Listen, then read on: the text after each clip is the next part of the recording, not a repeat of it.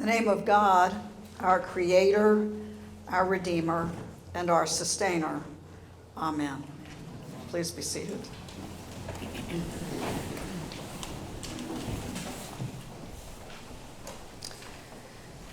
It began in a garden, and it ended in a garden.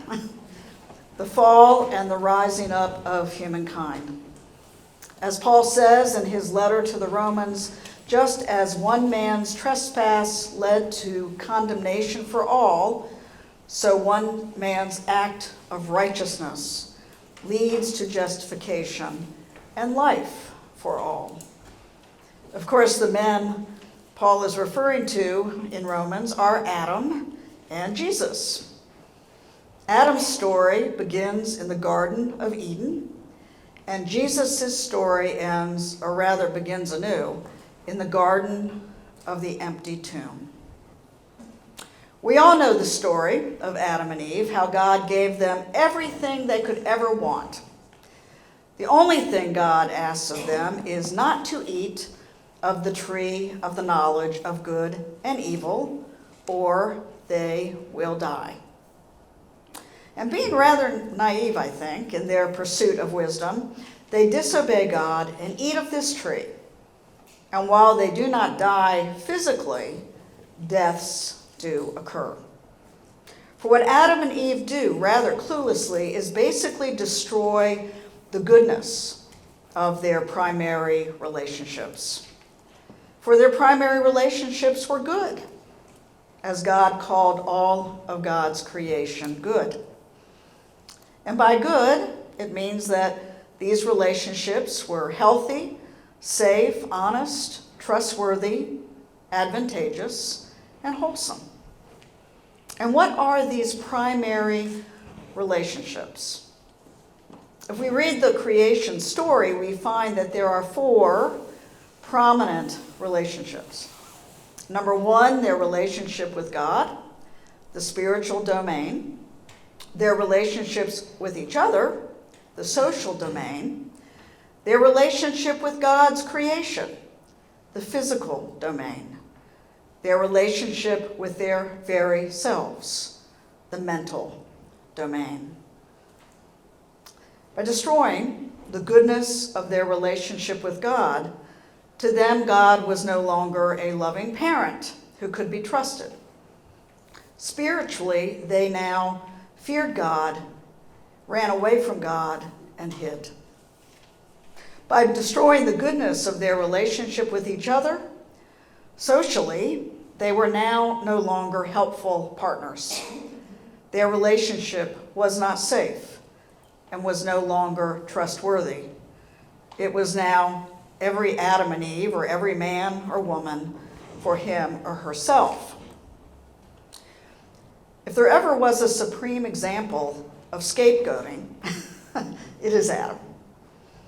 Eve didn't shove the fruit down his throat. And yet, when confronted by God, Adam says, "It was the woman you gave me who made me eat it."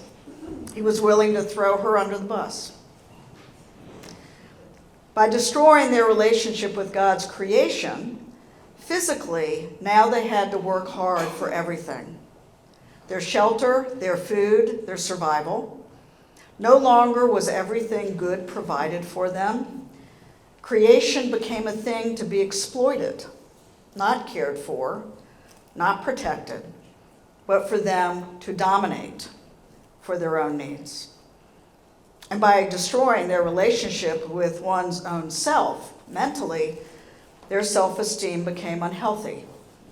No longer able to claim their goodness, they felt exposed, naked, and ashamed for who they were.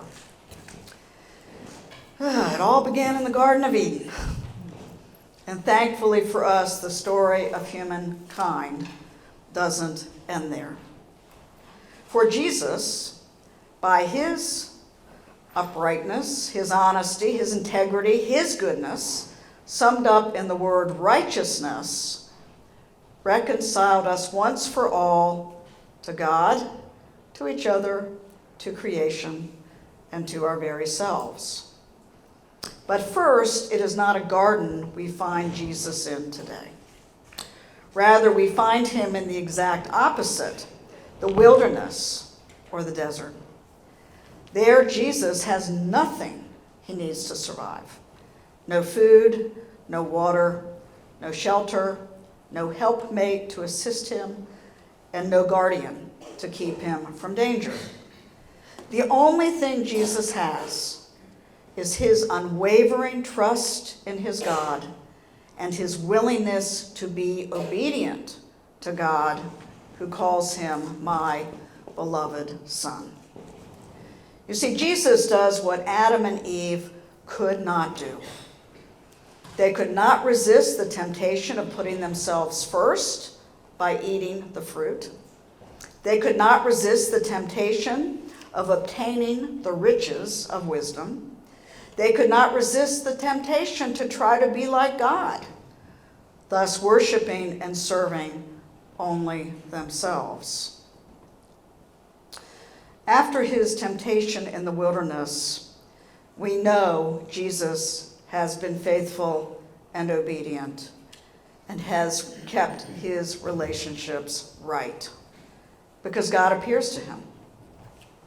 We find God's presence in the very last line of our gospel. Then the devil left him, and suddenly angels came and waited on him. See, whenever angels are mentioned in the Bible, they are signs of God's divine presence. In my Ash Wednesday sermon, I raised up how Jesus opened the door for us to be in right relationship with God, each other, creation, and ourselves. These four relationships are the most prominent and important for us to keep right, as they were for Adam and Eve. Right meaning, here we go again, here's this word, right meaning righteous, which is what a relationship is when it is healthy, safe, trustworthy, advantageous, and sincere when it comes to one's heart. Now, I would be remiss to not acknowledge how difficult it is for us to keep these four relationships right or righteous. While Jesus opened the door for us to be in right relationship with God, each other, creation, and ourselves, by his example, the temptation to damage our relationships from being right and turning them to being wrong, unhealthy, untrustworthy, and insincere, they're very great, and they surround us at every turn. We are a society which tends to replace our relationship with God with wealth, power, and privilege, and worshiping and serving them as if they were God. We are a people who tend to ruin our relationships with others by not showing mutual respect, by breaking the bonds of trust, and by disregarding the dignity of each person and every community. We are a world who tends to destroy our relationship with creation. We ignore climate change. We cause the extinction of precious animals, birds, plants for our own gain. And we see creation as a thing to be exploited, not a gift from God to be cared for. And finally, we are individuals who tend to make unhealthy our relationship with ourselves. We don't readily embrace our goodness. We tend to think of ourselves as an original sin instead of an original blessing. And sometimes we engage in behaviors which harm our bodies, minds, and spirits. We often live in places then of shame and guilt rather than in peace and joy.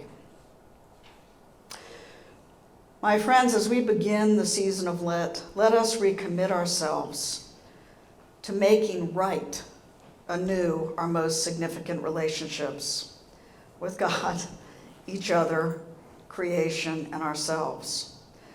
Jesus has made it so forever. He stands with the door open. He stands with the door open. He will always stand waiting for us with the door open.